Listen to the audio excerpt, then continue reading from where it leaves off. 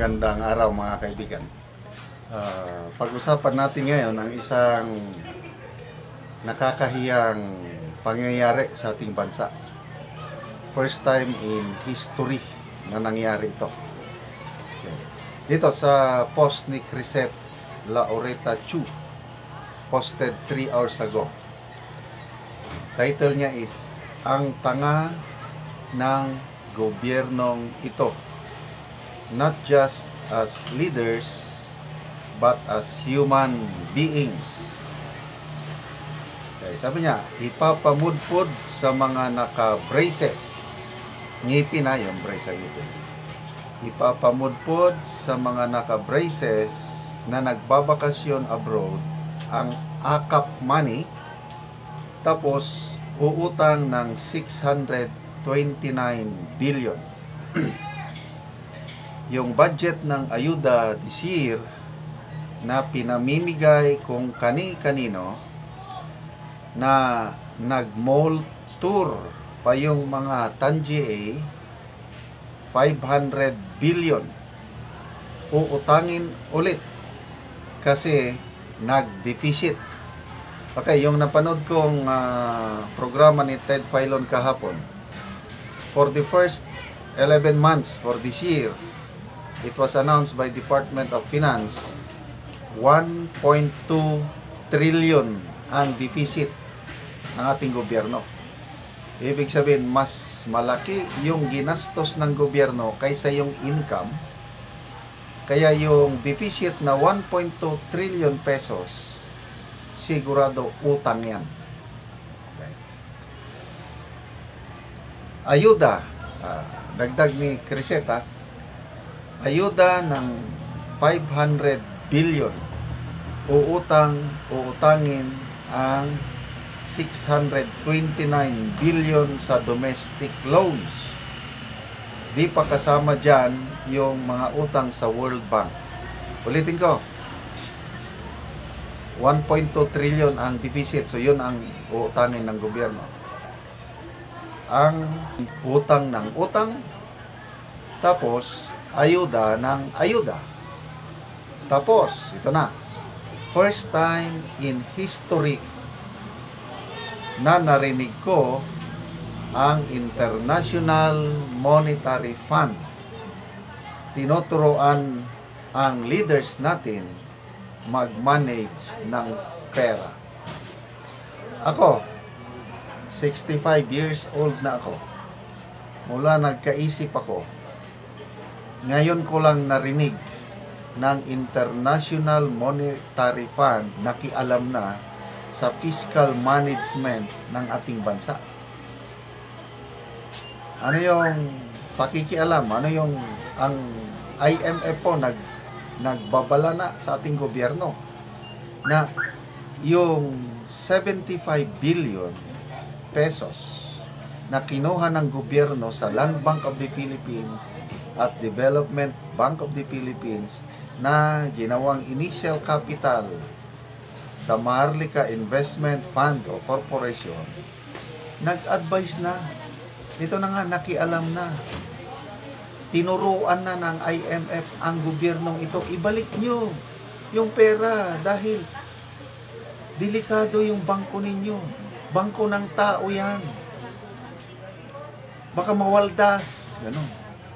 Mabuti pa ang IMF, may malasakit sa atin, may malasakit sa Land Bank at DBP, kaya nag-advise siya na dapat ibalik na yung 75 billion. Eh, ang gobyernong ito, wala, tahimik. Ano na ang nangyari sa 75 billion? Pera ba nila yan? Hindi, pera natin yan. Sila lang ang nagmamanage. Kaya ito yung sinasabi ni Crisette Laureta Chu, first time, nakakahiya. Tinuturuan na tayo ng International Monetary Fund sa fiscal management. O, Maharlika investment pa lang yan, ha? Iba pa yung kaguluhan sa budget. Na for the first time, again, 65 years old na ako, ngayon lang na nakikialam ang mga retired generals ng Philippine Military Academy. 112 generals plus civilians nagpirma sa isang open letter sa Pangulong Marcos urging the president na ibalik yung approved budget ng BICAM, ibalik para i-review dahil hindi na maganda yung direksyon ng budget ng ating gobyerno. So yun, nagkakaloko-loko na ang ating budget. Sabi ni Professor Cielo Magno, the worst budget in the history ng ating bansa. Sabi ng isang budget expert, kalimutan ko yung pangalan, in-interview siya ng ANC, ganun din, the worst budget na nakita niya sa loob ng maraming taon, ito ng budget for 2025. Kaya, ano na ngayon, nag-o-overtime daw ang Malacanang, nagre-review kunuhay. Kasi pipirman ng budget ngayong December 30. So, ano ang aasahan natin sa budget na yan? Hindi naman pwedeng dagdagan. Ang pwede lang is line veto, yun lang. Hindi disapprove. Example, AKAP.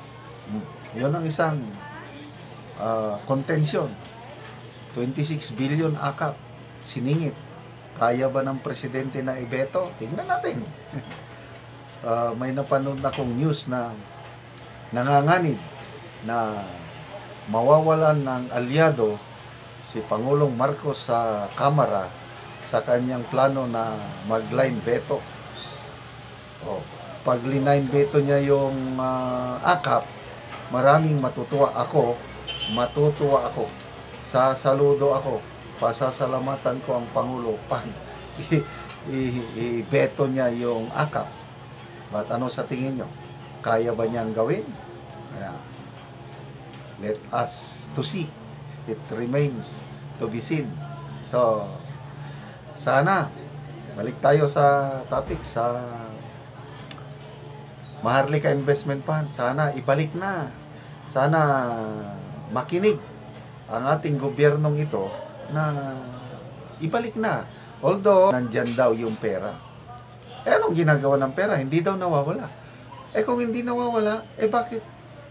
Wala man lang periodic report ang tungkol sa Maharlika. More than 1 year na. Ano na? Walang investment, walang proyekto. Anong nangyayari? Sinisweldohan lang natin ang mga executives ng Maharlika Investment Corporation. Ang lalaki pa naman ang sweldo. Hayahay sila. Ang taong bayan naghihikaos.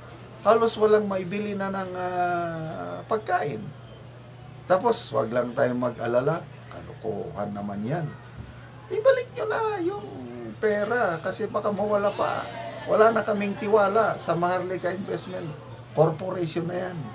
Na ang tanging nagawa lang after more than 1 year na pag-establish, logo at saka opisina.